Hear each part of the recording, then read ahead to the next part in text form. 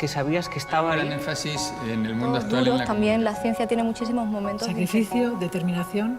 Pero siempre, con independencia del factor académico, luego por encima de todo está la persona. Luchar por la diversidad, la igualdad. Tienes que ser una persona valiente. Se ha perdido ese espacio del debate. Y el talento se percibe. La gent hauria de saber coses d'altres sectors, no? Exacto. Existen los golpes de suerte, pero no la suerte sostenida. Realmente es una de las cosas que más energía nos da para seguir avanzando. Los jóvenes de hoy creo que están preparados como nunca en la historia. Hay que quitarse de en medio, hay que dejaros espacio y camino. Si lo haréis muy bien, yo estoy convencido de esto, ¿eh?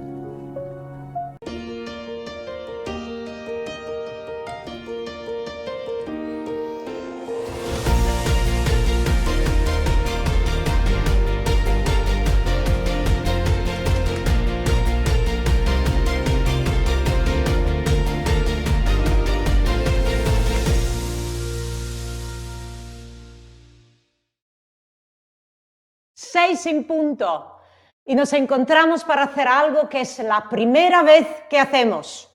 Una presentación pública de las premiadas y los premiados de la Fundación Princesa de Girona de este año antes de la entrega oficial de los premios. Estoy aquí, en la sede de la Fundación Princesa de Girona, en el centro de la maravillosa Girona.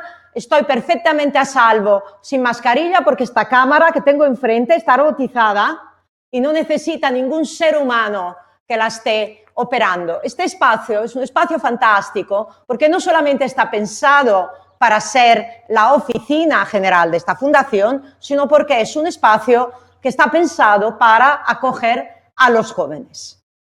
Son espacios grandes, muy luminosos, muy versátiles, y aquí los jóvenes vienen y hacen formaciones, hacen talleres, hacen encuentros. Como veis, hay muchísima luz. Es un espacio con un espíritu bastante industrial, con unas paredes translúcidas, en fin, un espacio pensado para los jóvenes que son la razón de ser de esta fundación. Lo ha diseñado Olga Felip, que fue una premiada Artes y Letras 2015, una joven también, porque aquí todo el mundo trabaja solo para los jóvenes. Jóvenes, razón de ser de esta fundación, la única en Europa que trabaja exclusivamente para los jóvenes en cualquiera de sus dimensiones. Para quien no conozca nuestra historia, solamente recordar que nacemos hace 12 años, más o menos 12 años, para responder a la gran recesión del 2008, que había azotado el país, pero en particular a los jóvenes. Y las puertas del trabajo se le iban cerrando. El desempleo era muy duro y la Fundación decidió ponerse a trabajar precisamente para ayudar en este grandísimo reto, pero también para que en general los jóvenes se vieran más y se escucharan más en la sociedad. Y los premios son parte de esta misma estrategia, una estrategia de visibilización, en este caso de jóvenes talentos que ya son referentes en sus diferentes campos del saber, y el hecho de conocerles, de escucharles, puede inspirar a otros jóvenes para que les emulen y también para poder ofrecer un poco de esperanza. Ahora estamos sumergidos en una crisis aún peor. La destrucción de empleo se ceba en la franja hasta 35 años, y esto sin hablar de rendimiento escolar mermado por este año y medio o año, 3 meses excepcional que hemos vivido y cuya consecuencia todavía no sabemos cuál va a ser. Por tanto, digamos que estos premios son más necesarios, más importantes todavía. Antes de conocer a estas 5 premiadas de este año, quiero recordar 2 programas que hacemos aquí, específicos, lógicamente, para jóvenes y diseñados de forma original en esta fundación. El primero se llama Rescatadores de Talento. Se trata de trabajar con jóvenes sin empleo, que son los primeros en sus familias en tener estudios superiores. Más de 40 empresas españolas han diseñado una formación in company para ellos, para aumentar su empleabilidad, y ya hemos trabajado con 7.000 jóvenes dentro de este programa. También recuerdo un programa más reciente que se llama Generación Docentes, un programa de desarrollo profesional para futuros maestros y maestras. No solo vamos a la educación, que es la raíz de todo, sino que vamos a la educación trabajando en la educación primaria e infantil, que es la raíz de la raíz. seleccionamos a los candidatos y a las candidatas con muchísimo cuidado, hacemos una formación de temas que hoy son esenciales en el aula, como pensamiento crítico, trabajar por proyectos o hablar en público, y luego van a hacer unas prácticas maravillosas de varios meses en las escuelas rurales de referencia en este país. Y después de esta transformación, nosotros esperamos que de estas aulas salgan niños mucho más emprendedores, mucho más críticos y mucho más inquisitivos. Hay un canal o una cuenta de Instagram que os invito a seguir que se llama como ellos, Generación Docentes, y veréis lo que están haciendo. Es un trabajo magnífico, de hecho aprovecho para saludarlos a todos y a todas desde aquí. Pero vamos allá, vamos a nuestros 5 premiados y premiadas. Voy a leer las motivaciones una por una, nos conectamos con todos ellos en sus lugares de trabajo, vamos a conversar con ellos y terminaremos sobre las 7 aproximadamente. Entonces, vamos allá. Premio Fundación Princesa de Girona Artes y Letras 2021 para María Sánchez. Ya la vemos en imágenes, rodeada de las cosas que ama. Veterinaria y escritora, gana este premio por su labor como poeta, ensayista y activista en defensa de la cultura rural y especialmente del papel olvidado de las mujeres en el campo. María, bienvenida a la familia de premiados y premiadas de la Fundación Princesa de Girona. Enhorabuena. ¿Dónde estás?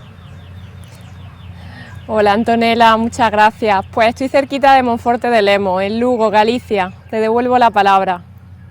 Muchísimas gracias, María. Luego volveremos a Monforte de Lemos para hablar a fondo de tu trabajo. Seguimos.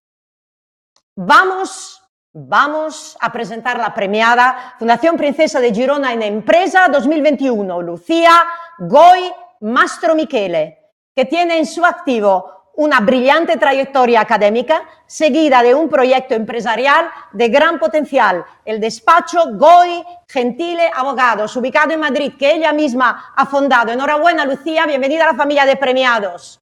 Estás en tu despacho, ¿verdad? Sí, aquí estoy. Muchas gracias, Antonella. Os doy la bienvenida a mi despacho aquí en Madrid, Goy Gentile Abogados. Es un placer poder estar con vosotros y con los otros premiados. Es un privilegio y un honor recibir este premio. Muchas gracias otra vez y te devuelvo la palabra, Antonella. Gracias, Lucía. Luego volveremos para hablar de leyes y de derechos. Vamos a el tercero de nuestros premiados. Desde su país nativo, Ghana, en un viaje de 5 años lleno de peligros, atraviesa el desierto y los mares para buscar una vida mejor. Y ahora, desde España, su ONG trabaja para llevar la tecnología a las aulas de su país y para que ningún joven deba vivir una experiencia tan dramática y peligrosa como la suya. Premio Fundación Princesa de Girona 2021 Social, Usman Umar. Usman, bienvenido a la familia, enhorabuena, ¿dónde estás?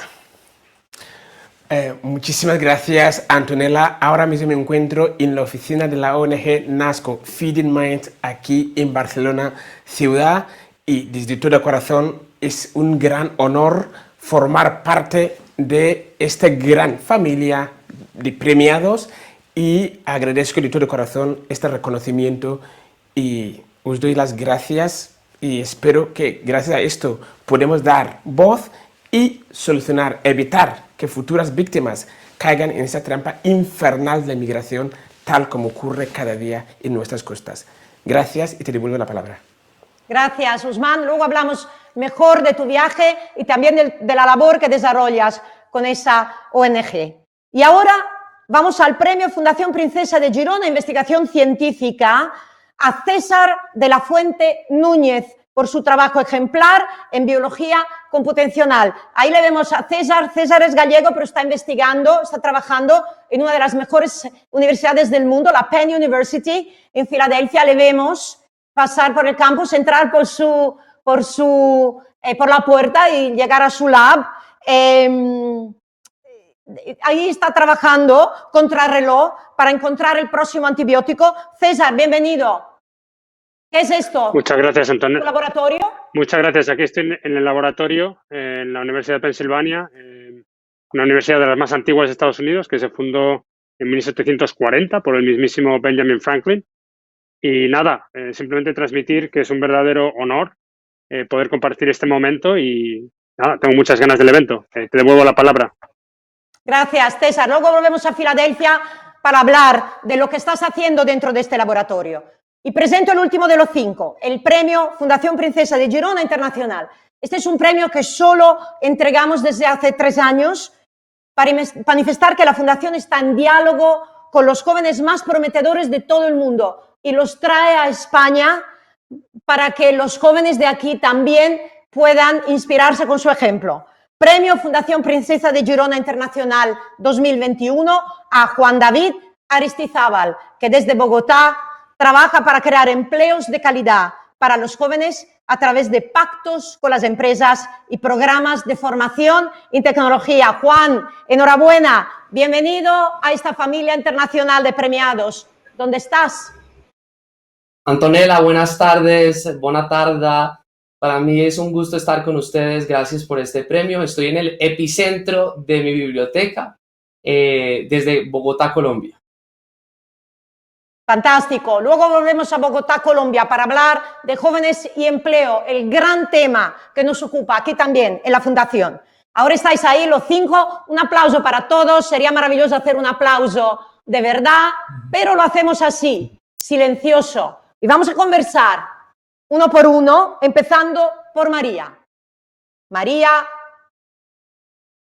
tenemos a María que nos escucha y nos ve. Ahí estamos, María, rodeada de naturaleza.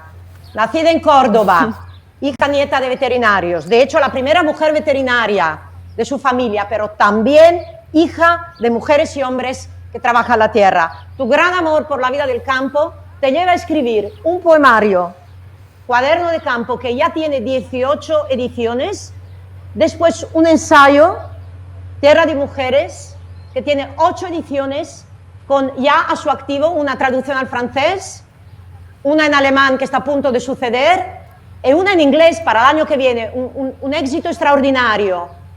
¿A qué crees que se debe este éxito que a lo mejor ni siquiera tú te esperabas? Pues sí, Antonella, han sido desde que salió Cuaderno de Campo en 2017, esto ha sido una montaña rusa de muchísimas emociones, soy muy agradecida, ¿no? Y cuando saqué Tierra de Mujeres he pasado por muchas ciudades y pueblos, ¿no? Con mucha gente, pues, de familia y profesión diferente a la mía, ¿no? En otra tierra, ¿no? Con profesiones. Y creo que la respuesta puede estar en 2 frases que me han dicho tanto hombres y mujeres, ¿no? Has contado mi vida y este libro lo podría haber escrito yo. Creo que en Tierra de Mujeres, Almáciga y Cuaderno de Campo hay una especie de altavoz, un cobijo para esas historias, para esas vidas de nuestros medios rurales donde se sienten reconocidos, amparados, ¿no? Donde se ven reflejados en un libro y creo que ahí ha estado la clave de ese reconocimiento. En Tierra de Mujeres hablas de mujeres, mujeres del mundo rural, hermanas de hijo único, como tú misma dices. Hablas de tu madre, hablas de tu abuela, pero también de mujeres del campo de hoy que se organizan para ser más visibles, de este feminismo rural contemporáneo, si podemos llamarlo de alguna manera. ¿Qué aprendes de estas mujeres, de las unas y de las otras?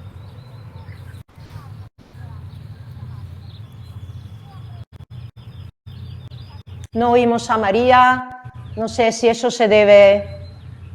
Ahí está volviendo María. Pues nunca, y creo que es muy importante.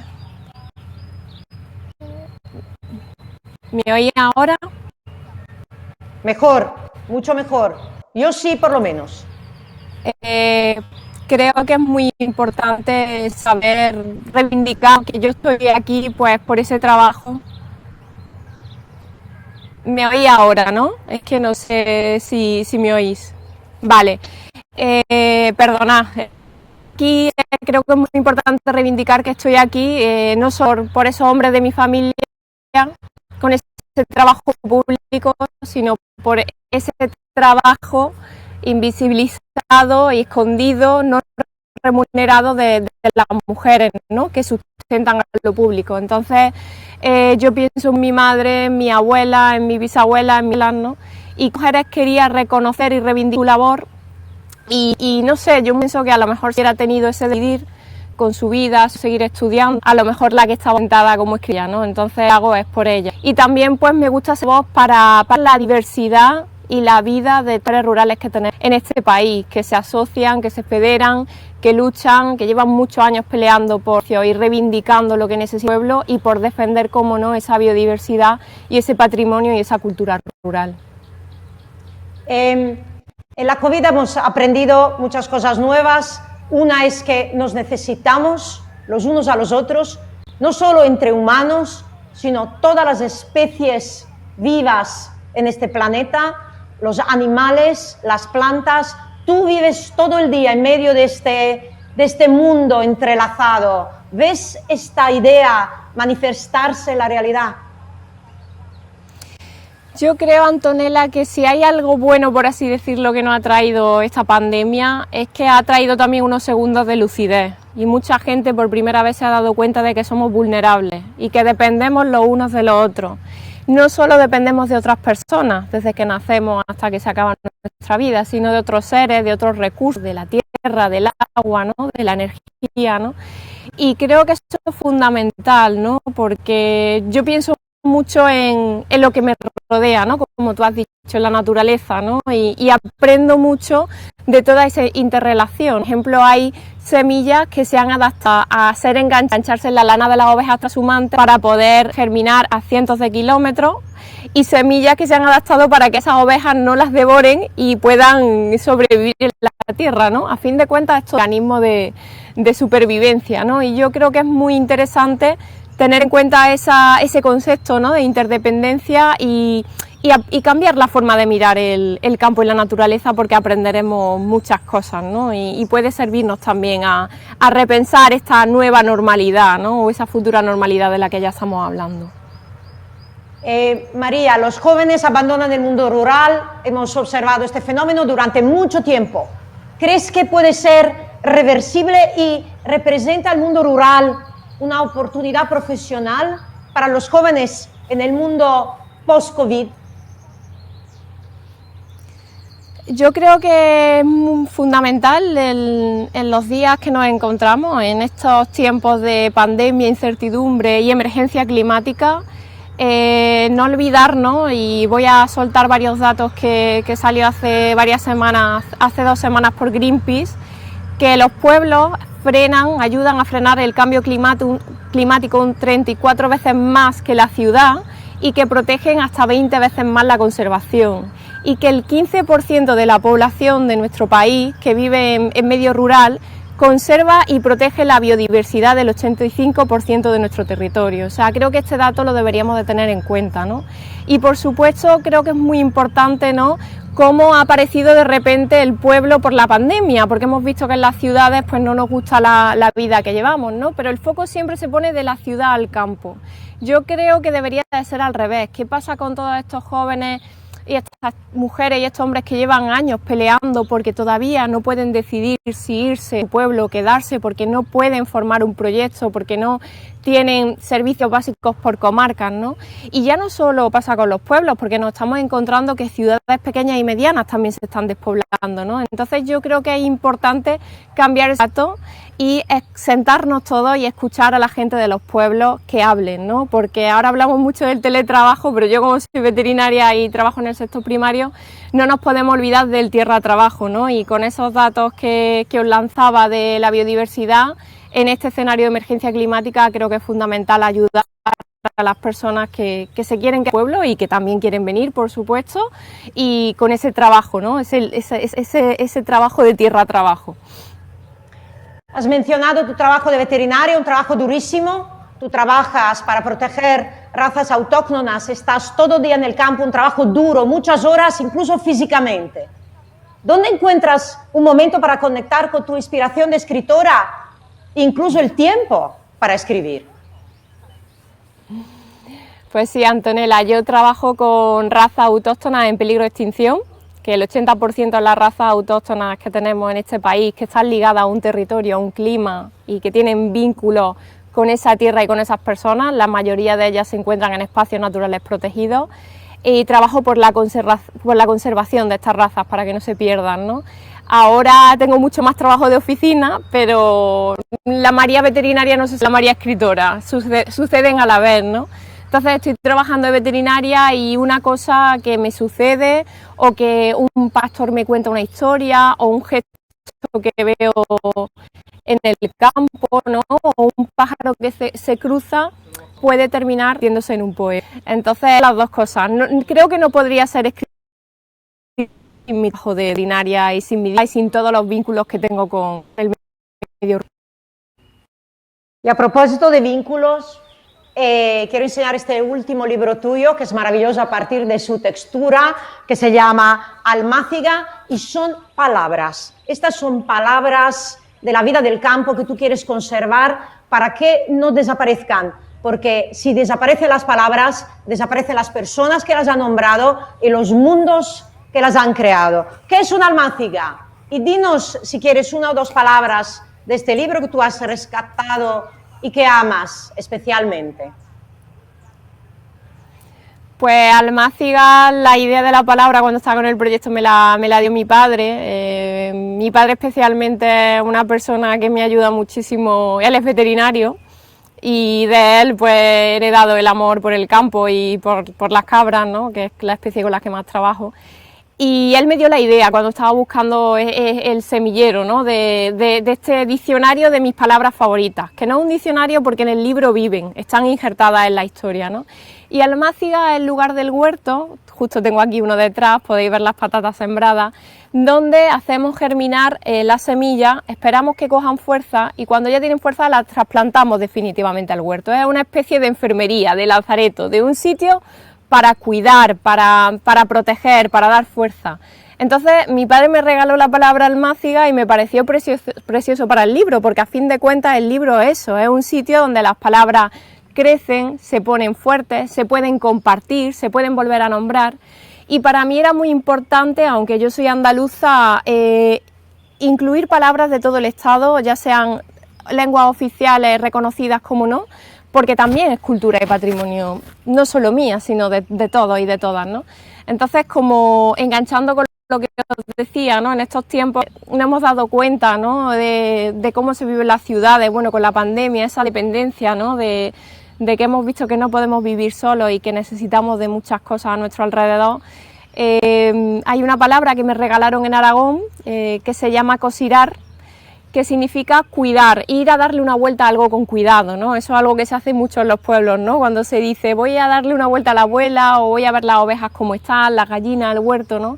Creo que es muy importante ese cuidado con cariño, ¿no? Con poner atención, que hay un vínculo, ¿no? Así que creo, Antonella, que son tiempos para que cosiremos.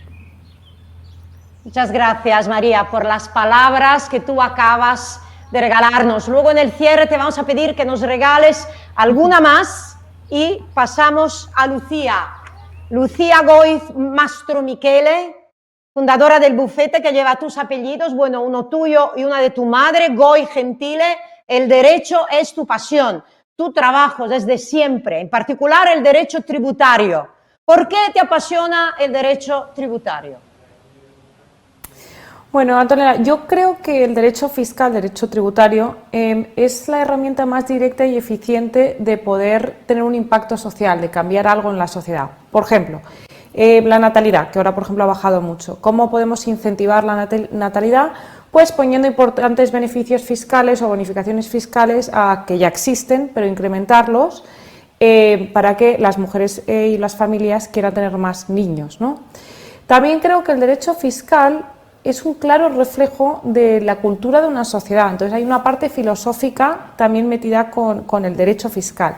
Por ejemplo, yo siempre pongo este ejemplo porque creo que es algo muy obvio, o sea que se entiende muy bien. En España, por ejemplo, el impuesto de bienes inmuebles es muy bajo, sin embargo el impuesto de transmisiones patrimoniales, cuando compras y vendes un inmueble, es más alto en comparación con otros países.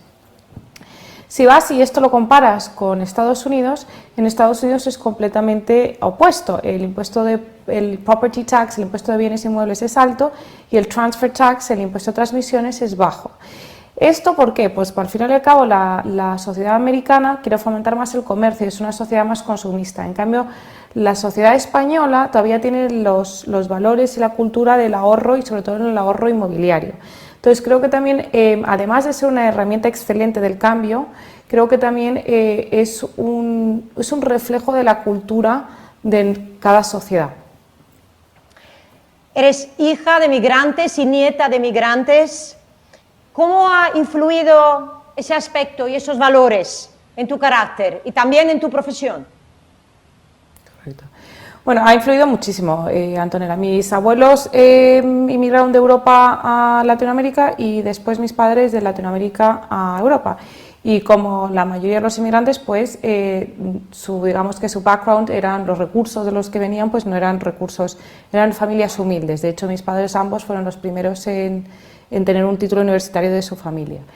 Que esto al final lo que se inculca es el progreso, el esfuerzo, la resiliencia. Esos valores han marcado mi carrera profesional y mi carrera personal de una forma muy fuerte. De hecho, los valores de la cultura corporativa de mi despacho, que al final es un reflejo de mis valores, es muy latente esa capacidad de esfuerzo, esa capacidad de resiliencia, de seguir, de encontrar la solución, ¿no? De ir más allá. Tú eres emprendedora, has ganado el premio Empresa, has montado tu empresa, tu propio despacho. Pero en general la condición de la mujer en el entorno del derecho en España es muy crítica. 5 días acaba de publicar un estudio donde emerge que entre todos los socios directores de los 90 más importantes bufetes de este país, solo el 5% son mujeres. ¿Cómo atacarías ese problema sistémico? Bueno, Antonella, no creo que sea un problema sistémico solo del sector legal, ¿eh? Creo que es un problema sistémico en la mayoría de las profesiones. Creo que es más, se ve más en el mundo jurídico, porque al final el abogado, un valor importante del abogado, algo que se aprecia mucho, es la disponibilidad y las horas. Y desafortunadamente las mujeres tienen que, normalmente están más enfocadas en el cuidado de los niños, digamos que no tienen esa capacidad de tantas horas. Pero yo creo que poco a poco se está entendiendo que el valor añadido de un abogado no son las horas, sino la calidad profesional.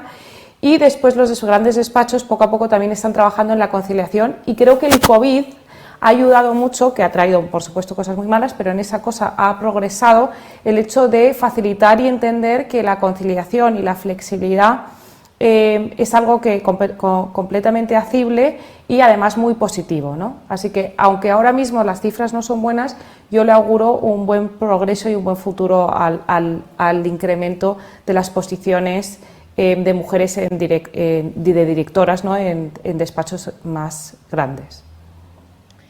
Lucía, eres muy joven, lideras un bufete que trabaja con clientes en el mundo entero y que quieren venir a España a operar. Ese liderazgo no debe ser fácil de mantener. ¿Basta con ser realmente buena? ¿Cómo te ganas la confianza? Bueno, lo primero, Antonella, por supuesto, es ser buen profesional. Eso es la base, ¿no? Y los conocimientos técnicos, sobre todo en el mundo jurídico. Si no tienes los conocimientos técnicos, es que no puedes ejercer. Hay que ser comprometido, hay que ser serio, hay que ser responsable, hay que tenerle cariño. Pero yo creo que lo que realmente distingue a un buen abogado de un excelente abogado es la capacidad de la empatía, la capacidad de entender al cliente, entender el problema del cliente, hacer ese problema tuyo y resolverlo como si fuera tuyo. Yo creo que eso es lo que diferencia y es ese step adicional para ganarte la confianza plena de tus clientes, que considero que es un valor y en el que nosotros trabajamos mucho, y me enorgullezco mucho de mi equipo, porque en eso la verdad es que sí que trabajamos y nos lo tomamos muy en serio. Y después creo que hay otro punto que también, por supuesto, el cliente tiene que sentir cierta confianza de estar contigo por tu carácter, cierta cosa personal, ¿no? Por ejemplo, nosotros tenemos mucho cliente extranjero, mucho cliente americano y mucho cliente iberoamericano. ¿Por qué? Porque la mayoría de nuestros abogados, y yo por ejemplo soy abogada en Estados Unidos, entonces un cliente americano se siente cómodo con alguien que entienda las dos jurisdicciones. Entonces, digamos que la parte de entender, creo que hay dos factores. Uno, por supuesto, la empatía y entender el problema del cliente. Y el segundo, hay un tema personal de que la persona se sienta más identificado con tu cultura y con tus valores. Última pregunta para Lucía. Post-COVID. ¿El post-COVID trae oportunidades para un joven en el campo del derecho? Oportunidades hay siempre, hay que saber aprovecharlas. Y aprovecho a decir algo muy importante. La obligación, yo considero yo por lo menos, que la obligación es obligación de los jóvenes aprovechar esas oportunidades. ¿Por qué? Porque cuando tú aprovechas esas oportunidades, das lugar al progreso. Y además los jóvenes son los que tenemos más oportunidades a reempezar, a fracasar y tenemos más tiempo, más energía. Entonces, empiezo diciendo que no es solo que debemos aprovecharlas. Y para contestar a tu pregunta de forma más específica, el COVID, por supuesto, ha dado lugar a muchas oportunidades, como cualquier disrupción en la sociedad o en la economía. Existen oportunidades. En el mundo jurídico aún más, porque hay nuevos escenarios que requieren regularse. El legislador, desafortunadamente, siempre va más atrás que el cambio social, porque primero va el cambio social y después va el legislador. ¿A qué va a dar eso? Va a dar a que al final los problemas o cosas no reguladas o diferentes interpretaciones se van a resolver en los tribunales con los jueces. Pongo un ejemplo en el sector fiscal, que al final es mi competencia. Por ejemplo, ahora mismo, como estábamos diciendo antes, justamente, hay mucha gente que se está volviendo a los pueblos porque están más cómodos allí, trabajan allí o incluso a sus países de origen.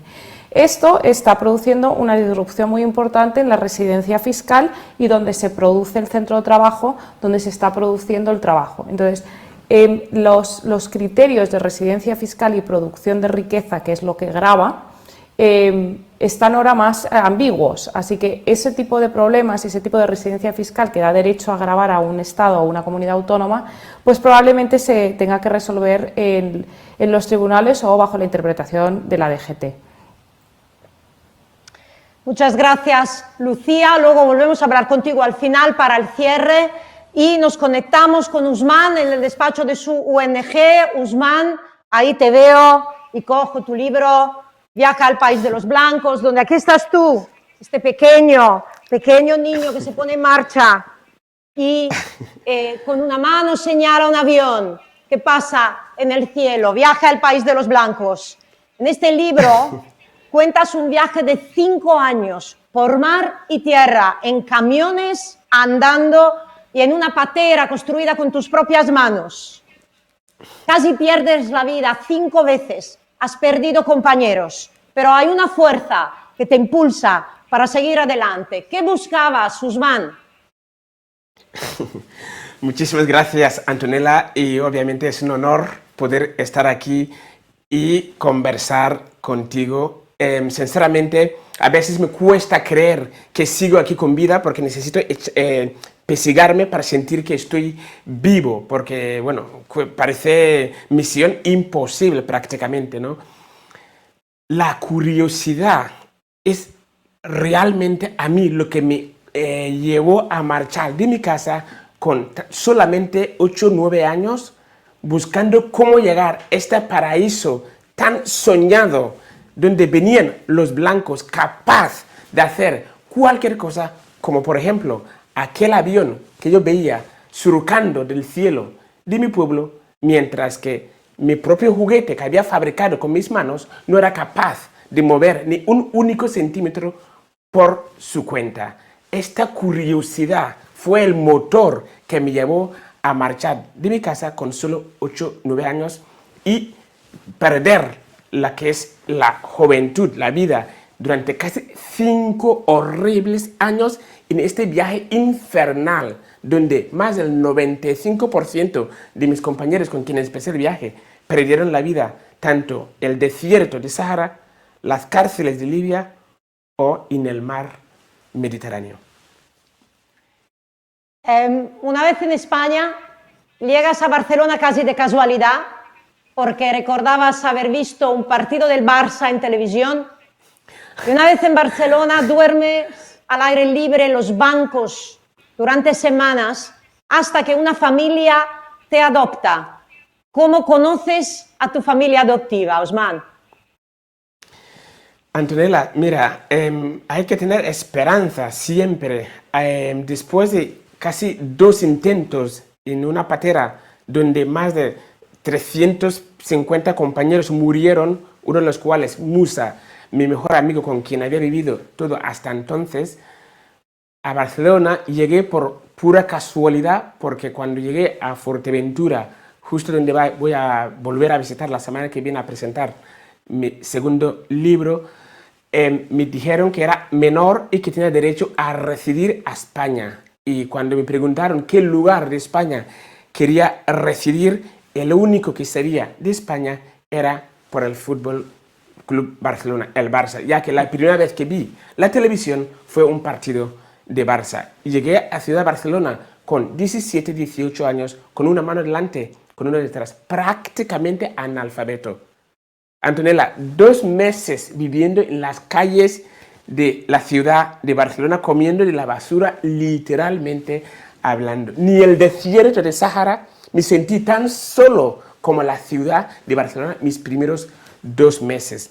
Pero hay que ser hay que ser positivo, porque después de estos 2 meses horribles viviendo en las calles de Barcelona, donde era prácticamente invisible a los ojos de los barceloneses, tuvo la gran suerte que me tocó la lotería más grande del mundo, mucho más que Euromillón, el derecho al volver a nacer. Monse, a esa señora que caminaba por la calle Avenida Meridiana, aunque no hablaba mi idioma, al preguntarle que quería ir a la Cruz Roja, entendió que estaba en apuros. No pasó de seguida, pero acabaron acogiéndome como mis tutores legales hasta cumplir los 18 años, es decir, mis padres adoptivos. Volví a nacer. En este otro libro, Desde el País de los Blancos, donde narras esta historia y muchas más, repites constantemente que la universidad es tu máxima aspiración. Quieres estudiar, quieres hacer la universidad, todo es para hacer la universidad. ¿Terminaste haciendo la universidad? Bien, Antonella, grandes pensadores, grandes líderes en la historia de la humanidad, como Nelson Mandela, por ejemplo, lo han dicho, no soy el primero ni el último que lo digo. La educación es la arma más poderosa para cambiar cualquier comunidad, cualquier sociedad. La educación es el camino para cambiarlo. Yo, desde mi aldea, mi tribu en África, pensaba que los blancos, el simple hecho de tener la piel blanca, automáticamente ya son médicos, pilotos de avión, ingenieros, etcétera, etcétera. Una vez aquí entendí que los blancos no son médicos por tener la piel blanca, sino hay algo llamado educación. Canalicé toda mi energía, mi esfuerzo para poder ser blanco, es decir, llegar también a ser educado universitario. Y, por supuesto, en menos de 10 años, siendo un analfabeto, logré pasar de vivir en la calle, a incluso a estudiar carreras universitarias y un máster en un posgrado en una de las mejores universidades de España como ESADE, ¿no? Y aquí nace mi compromiso real para poder compartir esa suerte que he tenido con los más necesitados en mi tierra, solucionando un problema tan grave como la migración en su origen. Entonces hablamos de tu trabajo, esta ONG que tiene 2 partes, una que se llama NASCO Feeding Minds, ¿no? Alimentando mentes, y otra que se llama NASCO Tech Code Made in Africa. ¿Qué haces en estas 2 partes de tu actividad? Muchísimas gracias. Pues mira, NASCO Feeding Minds, tal como dice su nombre en inglés, Feeding Minds significa alimentando mentes. Basta de alimentar los estómagos. Llevamos más de 100 años con la cooperación y la África hoy es más pobre que hace 50 años. La solución es alimentar mentes. Estos jóvenes, la solución de la migración está allí, está en sus propias manos. NASCO Feeding Minds lo que hacemos es fomentar la educación digital.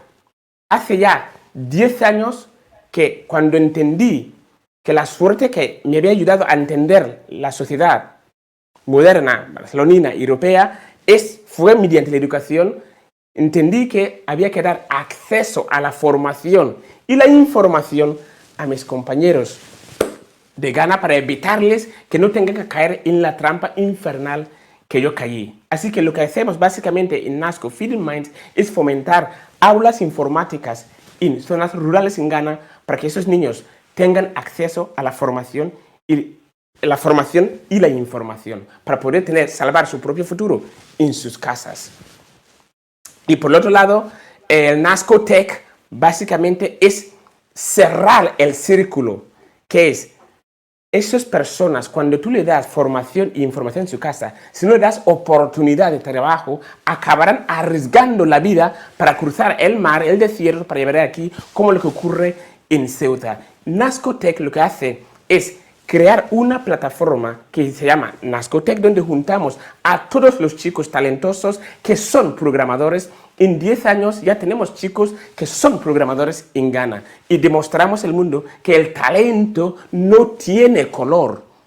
Desde hace 2 meses ya tenemos gente en Ghana trabajando desde Ghana para empresas europeas. Nosotros sí tenemos la fórmula de la migración, tenemos la solución real. Se trata de alimentarles sus mentes y oportunidad de trabajar desde su casa. El Papa Francisco dedica 4 verbos a los migrantes: acoger, proteger, promover, integrar. Tú conociste al Papa. ¿Cómo fue ese encuentro? La verdad que fue una de las grandes experiencias que he tenido la oportunidad de vivir. Reconozco perfectamente que en mi tierra, en mi comunidad, en mi tribu, mi padre era chamán, mi madre era musulmana y mis tíos eran cristianos católicos. Y vivimos en la misma casa, por lo tanto, como niño tenía la oportunidad de poder experimentar a las 3 diferentes religiones. Y tener la gran suerte, la oportunidad de poder conocer la persona más importante en la religión cristiana en la tierra, pues la verdad es que la sensación de este amor infinita, incondicional, cuando el Papa me abrazó, no tengo palabras suficientes para describirlo. Última pregunta. Tus 2 libros son apasionantes, dramáticos, muy conmovedores, pero tienen un final feliz. Una historia que ahora mucha gente conoce. Pero todos los días 200, 300 chicos están construyendo una patera todos los días para venir al país de los blancos. Nadie narra su historia y muchísimas vidas serán perdidas. ¿Qué hacemos?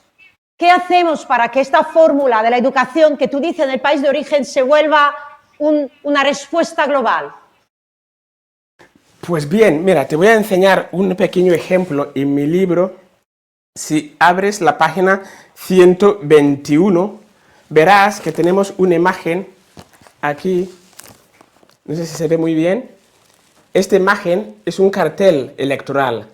La primera foto es un señor con gafas, es el presidente de Ghana de los últimos 4 años y le quedan 4 años más. Y el que está a su lado es mi hermano. De hecho, cuando yo llegué aquí a España, él estaba dispuesto a arriesgar todo, vender las cabras, gallinas, para seguir mis pasos hasta Libia y también hacerse a la mar, tal como ocurre actualmente en Ceuta y en todas las costas de Canarias. Le dije que lo que tiene que hacer es alimentar su mente. El auténtico paraíso está en su casa, depende de él, está en sus manos. Solo en 14 años. No solamente ha montado una empresa para salvar su futuro, sino que actualmente en las últimas elecciones generales de Ghana fue el parlamentario más joven de toda la historia del país. Fíjate, Gracias. Antonella. Es una historia maravillosa, la historia de tu hermano, y ojalá podamos contagiarla a todos los jóvenes de África. Luego volvemos a ti para que nos regales otras palabras para este cierre. Y seguimos. vamos o volvemos a Filadelfia, nos conectamos con César en su lab. César, ¿estás ahí? Sí, hola Antonella, aquí estamos. César, biotecnología es tu campo, una palabra ubicua y muy importante, pero no sabemos muy bien lo que es. Explícanos qué es y por qué es tan crucial. La biotecnología es la intersección entre la biología y la tecnología, como el propio nombre dice, ¿no? Y es un campo completamente, bueno, relativamente nuevo, que de hecho nos ha permitido, pues, en cierto modo, empezar a salir de esta pandemia, ¿no? Las vacunas que usan tecnología de ARN mensajero, eso es pura biotecnología. El ARN mensajero es una molécula que se puede codificar de tal manera que se puede introducir en nuestro cuerpo y luego permite que nuestras propias células actúen como máquinas para la producción del sistema de vacunación, ¿no? Y gracias a eso, pues nos ha permitido desarrollar vacunas en 10 meses en lugar de los 10 años, que es el tiempo medio que se tarda en desarrollar una vacuna convencional. Entonces, bueno, la biotecnología es un fenómeno, una ciencia que ya es realidad, ya no es una cosa de futuro. Y bueno, yo creo que es clave en la economía y la sociedad actual y en el futuro también. Tu campo de trabajo es encontrar un antibiótico que pueda luchar contra las superbacterias. Y esta batalla ahí se juega, en tu lab. ¿Hasta qué punto esta batalla es importante en nuestro día a día? Pues es fundamental, Antonella. La resistencia a los antibióticos, la proyección es que las superbacterias que se llaman, que son resistentes a los antibióticos que tenemos disponibles en los hospitales y en las farmacias, la proyección es que van a matar a 10 millones de personas al año para el año 2050. Esto, si haces la matemática, se corresponde con una muerte cada 3 segundos y, bueno, la denominamos un poco la pandemia silenciosa, ¿no? En el sentido de que todos los investigadores sabemos qué está ocurriendo, pero no se le ha dado mucha visibilidad a este tema. Entonces, es absolutamente fundamental intentar desarrollar mecanismos, nuevos medicamentos para poder combatir a estas infecciones causadas por superbacterias. La ciencia o la biotecnología también te ayuda para conseguir que el mundo de la atención sanitaria sea más justo, más equitativo. Has inventado recientemente un sensor low cost que se llama Rapid, que detecta la COVID en 4 minutos por menos de $5. ¿Lo tienes por ahí? ¿Cómo funciona? Sí, tengo un prototipo aquí que os puedo mostrar ahora, pero bueno, un poco la motivación detrás de este proyecto era producir una herramienta que todo el mundo pudiese usar, no solo gente con medios económicos, pero bueno, gente que también que viva en comunidades con bajos recursos o en países en vías de desarrollo, algo que pudiese usar todo el mundo y que fuese lo suficientemente rápido para permitir un testeo de alta frecuencia que pueda servir como herramienta preventiva para la transmisión del virus en la población, con lo cual también, bueno, previenes hospitalizaciones y, bueno, muchas muertes, ¿no? Y el prototipo, tengo uno aquí donde básicamente lo que hacemos es imprimimos estos dispositivos usando una impresora similar a una impresora 3D y luego tú puedes depositar una muestra de saliva, por ejemplo, en este chip.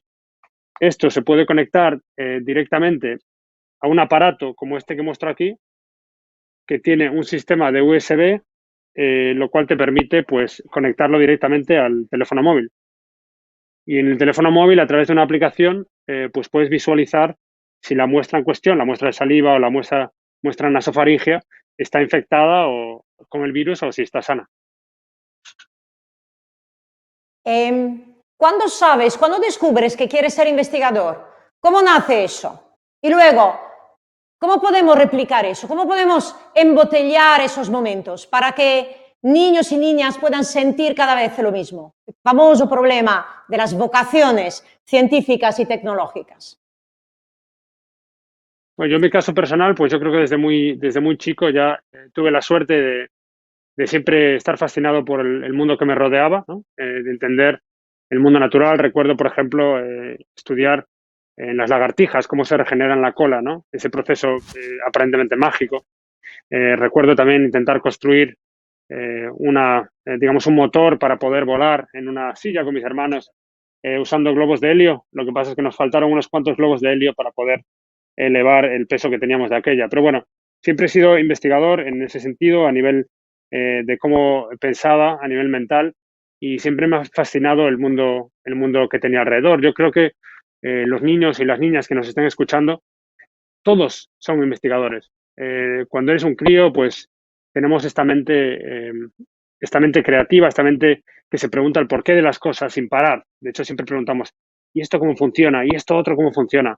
El problema es que cuando crecemos, pues tendemos a olvidarnos un poco, perdemos esta chispa investigadora que realmente está dentro de todos nosotros.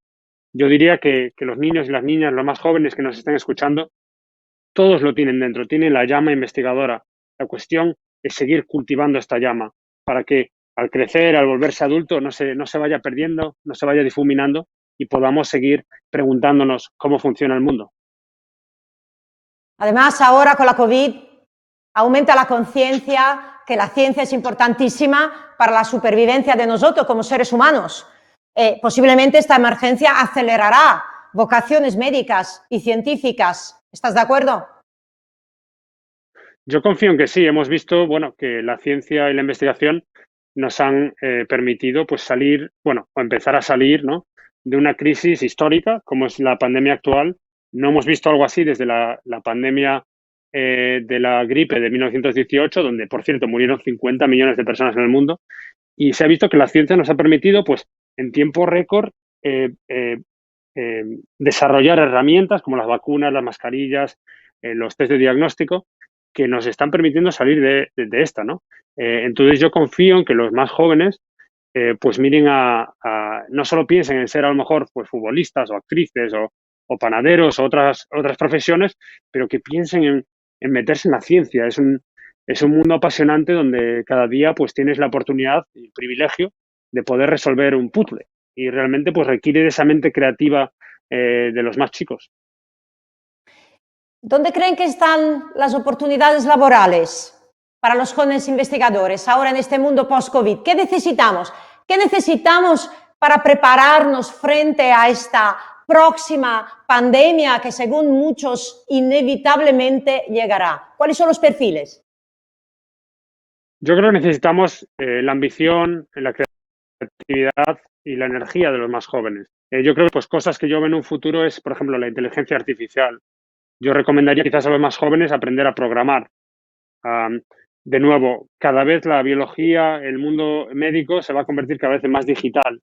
Entonces, la programación y tener conceptos de ingeniería informática van a ser muy importante.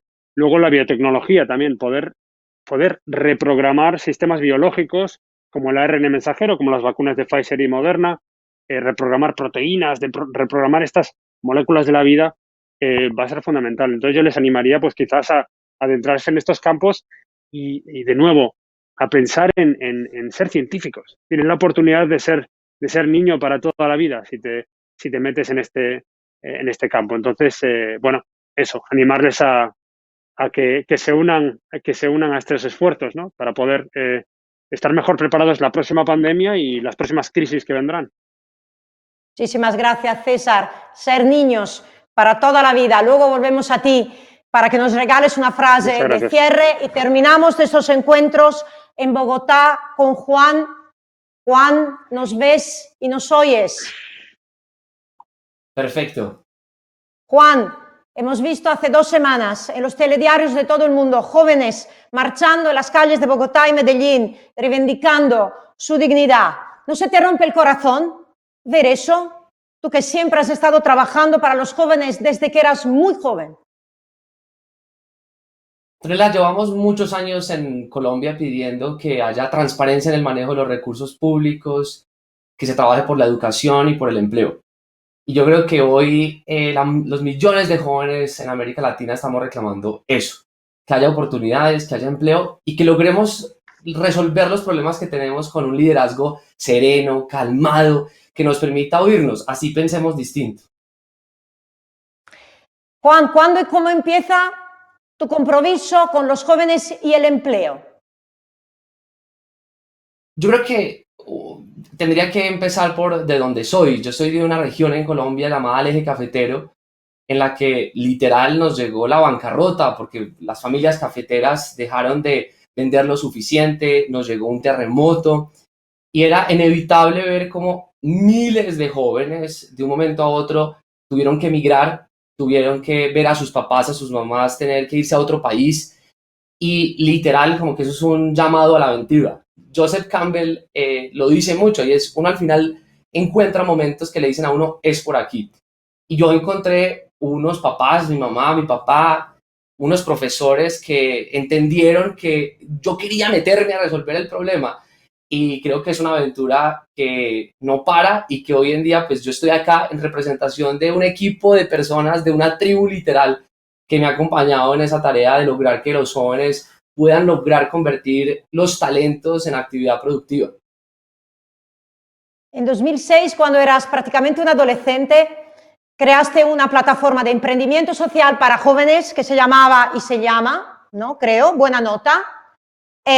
¿Cómo funcionaba? Se hizo muy famosa. ¿Qué lograsteis con Buena Nota? Te doy un ejemplo. Carolina Ibarra un día llegó a donde nosotros, ella era una emprendedora y nos dijo, Juan, yo todos los años recojo libros para las escuelas rurales en Colombia, pero estoy muy agotada porque toca ir uno a uno donde los amigos a recoger. Y lo que hicimos nosotros con el equipo de Buena Nota fue, oiga, ¿cómo resolvemos este problema de Carolina? Carolina quiere llevar más libros en buen estado a las escuelas rurales del país. ¿Cómo nos organizamos? Y junto al equipo, Juan Manuel Restrepo, todo el equipo de Buena Nota, diseñamos una estrategia muy sencilla. Una empresa, de hecho una empresa en España, nos prestó sus domicilios, su call center. Y cada vez que una persona ordenaba una pizza a un domicilio, le pedíamos a la persona que buscara si en su casa había un libro. En menos de 3 meses recogimos 25,000 libros en España, que te imaginarás el reto de traerlos a Colombia. Buena Nota es para nosotros un epicentro para juntar voluntades, juntar soluciones para que personas resuelvan sus problemas. Buena Nota este año pues ya cumple más de 10 años y hoy en día pues tenemos en la fundación un fondo que se dedica a apoyar a jóvenes talentos que quieren entrar a distintas industrias y seguramente más adelante te puedo contar sobre eso.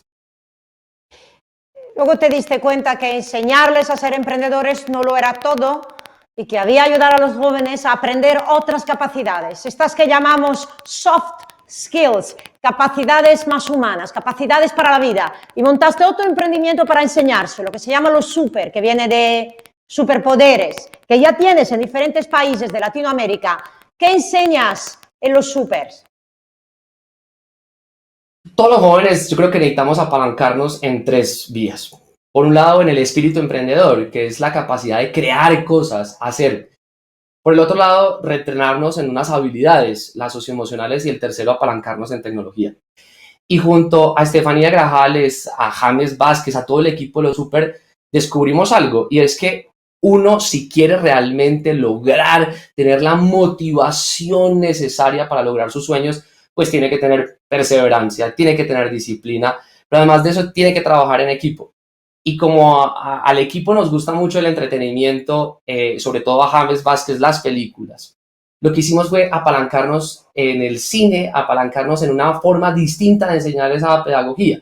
Y hoy, sin duda, lo que hemos visto es que si uno quiere atraer a los jóvenes, pues tiene que hablarles en unos formatos distintos. Entonces, la plataforma a través del entretenimiento, literal, encuentran la formación de habilidades que son, algunos los llaman las soft, pero yo creo que son las más difíciles de uno educarse, pero que son las que se vuelven relevantes a la hora de emprender o tener un trabajo. El año pasado, en plena pandemia, creaste el último proyecto Pro Talento. Construiste el avión cuando ya estaba en el aire, como tú dices. Y aquí tú atacas el desempleo conectando a la empresa que necesita gente con jóvenes sin empleo. ¿Cómo funciona? Yo creo que esto es fácil de explicar con un ejemplo. Víctor Saavedra, que es parte de los cofundadores de ProTalento, descubrió un pelado. Este pelado estaba en la educación superior, 5º semestre, un personaje con unas calificaciones extraordinarias, pero por la pandemia le tocó desertar. No tenía cómo pagar la mensualidad, lo básico para poder seguir estudiando. Este estudiante le tocó devolverse a su ciudad natal a vivir, a tratar de sobrevivir, y a lo que se dedicaba era a pasear perros. Un joven totalmente brillante.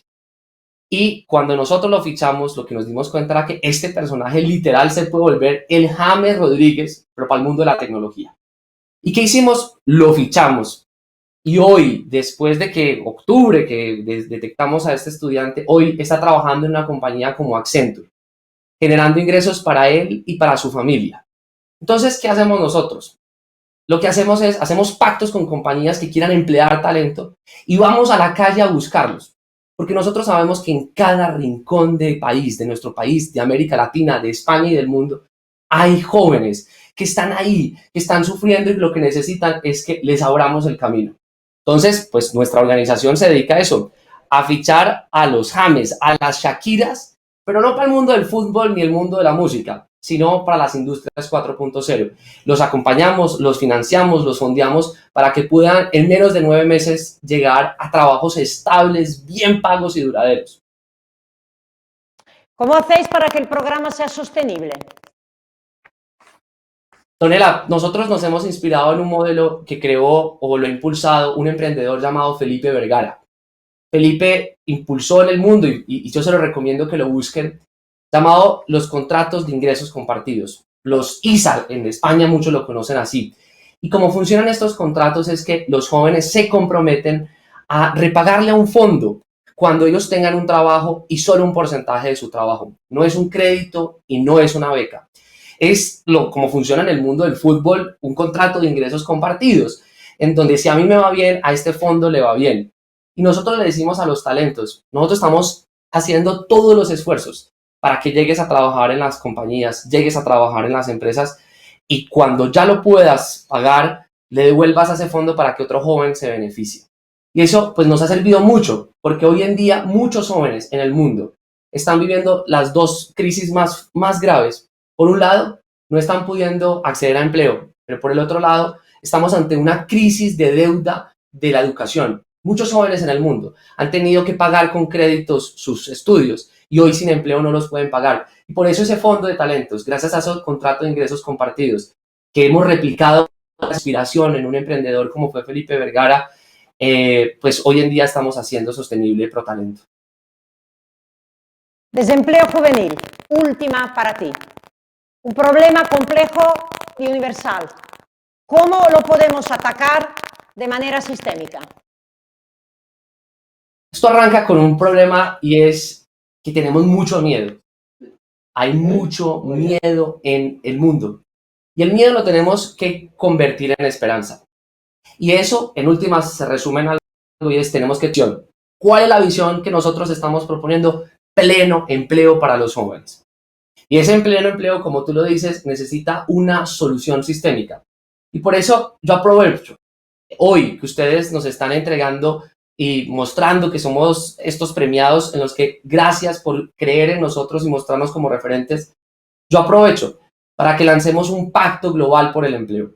Hoy necesitamos que las instituciones de educación, necesitamos que los gobiernos, necesitamos que los bancos, todos nos comprometamos a lograr que los jóvenes lleguen a los trabajos bien pagos. Ese pacto global lo que está necesitando es voluntad, porque ya existimos los emprendedores sociales, ya existen las empresas, por ejemplo, como la Bolsa de Valores de Colombia, como Accenture y como muchas otras que nos apoyan, pero necesitamos ponerlo en la agenda a través de un pacto global por el empleo juvenil. Gracias, Juan. Hemos terminado con estas entrevistas individuales y ahora espero ver a este corte maravilloso de 5 premiadas y premiados, todos juntos en pantalla. Un aplauso de nuevo desde el corazón. No lo podemos hacer, pero lo enviamos desde aquí. Y ahora, antes de terminar, le pido a todas y a todos que me regalen unas últimas palabras, un pequeño cierre, esa cosa que no podéis dejar de decir.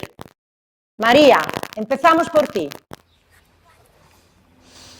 Hola Antonella, de nuevo. Pues yo quería reivindicar al hilo de Almáciga, de ese vivero de palabras de nuestros medios rurales, quería reivindicar que tenemos en todas las lenguas, tanto oficiales como no oficiales, una palabra para designar el trabajo que nacía desde los propios vecinos, por el bien del pueblo, por lo común, esos trabajos comunales, ¿no? Entonces quería regalaros esas palabras, ¿no? Como son auzolan en euskera, avecinal y dula en aragonés, facendera en leonés, sexta feria en asturiano, roga en gallego, gallofa en canario, atornallón en valenciano, acumuña en cántabro, trebala llova en catalán, abediao en aranés, aconsejo y tornadía en extremeño, aidar per jornal en mallorquín. Todas estas palabras son diferentes formas de llamar a los trabajos comunales, pues por el bien de la comunidad y que nacían desde los propios vecinos, ¿no? De ponerse de acuerdo y de querer proteger lo común. Así que creo que es buen momento para rescatarla. Muchas gracias por estas palabras que nos has regalado y que todas significan lo mismo, el trabajo que hacemos para el bien común. Lucía, un cierre. Muchas gracias, Antonella. Pues yo quisiera cerrar reiterando la importancia de la diversidad, la integración y un sistema fiscal justo para una sociedad más rica. Gracias, Lucía. Integración, un sistema fiscal más justo, una sociedad más rica. Usman, unas palabras de cierre que nos quieras regalar. Gracias a vosotros por este gran regalo, sin duda. Yo creo que debemos, por una vez, dejar de quejarnos y actuar por una vez. Es verdad que nos regalan el miedo a cada rincón de nuestra vida para poder vendernos la seguridad después. Pero hay que reconocer que hay que actuar. Culpar a los demás es muy fácil. Para mí, ahora alguien puede pensar, si algún joven, todos los jóvenes que pueden pensar que ahora mismo venir en patera, en 15 años que tenga un máster en ESAR, que funde una ONG que beneficia a más de 20.000 niños sin subvención estatal, repito, sin subvención estatal, que sino la bondad y las buenas personas que creen en nosotros, eso sería un chico exitoso. Lo lamento mucho, pero el concepto de éxito, la definición de éxito como tal, yo no lo comparto. Yo creo que el éxito es acumulación de fracasos sin perder la ilusión. Por tanto, recomiendo a todos los jóvenes que nos están viendo y todo el personal que están aquí, que por favor nunca pierden la ilusión y que sean el cambio que quieren ver en su comunidad, en su país y en el mundo entero. Gracias. Gracias a ti, Usman. César, regálanos esa frase de cierre. Sí, un pequeñito mensaje, simplemente decir que la ciencia es apasionante y los mejores científicos no somos ni yo ni mis colegas aquí. Los mejores científicos son los niños y las niñas que estéis escuchando este mensaje. Con lo cual os animaría, pues eso, a no crecer nunca, ¿no? Mantened esa mente inquieta, esa mente creativa, esa capacidad de imaginar el futuro. Lo vamos a necesitar. Os vamos a necesitar para estar preparados para la próxima pandemia, para combatir la desigualdad de nuestro mundo y, en definitiva, pues para intentar mejorar el mundo en que vivimos. Con lo cual, eso, os animo a no perder esa llama. Muchas gracias. Gracias a ti, César. Juan, la última frase de cierre. Cuando yo estaba chiquito, tuve una enfermedad respiratoria que me hacía estar mucho tiempo en una clínica. Y mi papá y mi mamá lo que hacían era ponerme al frente de una ventana y me decían algo que yo hoy quiero compartirles a ustedes. Y es, hay un mundo afuera que te está esperando. Y esa frase, se las digo, es porque hoy tenemos muchas dificultades. A veces podemos perder la esperanza en nuestros propios talentos, en nuestra propia situación. Pero así como ellos me lo dijeron y a mí me sirvió para hoy estar haciendo lo que hago, les digo, hay un mundo afuera que los está esperando para que lo cambiemos, para que hagamos cosas, para que cambiemos el mundo. Muchas gracias, Juan. Gracias a todos y a todas por estas palabra que nos habéis regalado, por esta esperanza que nos dais, por ponernos frente a esa ventana y ver que hay un trabajo y un futuro que nos espera. La cita es para todos el 1 de julio a las 20 horas, 8 de la tarde, en este mismo canal de YouTube, para asistir a la ceremonia oficial de entrega de premios para estas 5 premiadas y premiados de la Fundación Princesa de Girona. Muchísimas gracias a todos por asistir, por participar y por emocionaros como yo me he emocionado. Adiós.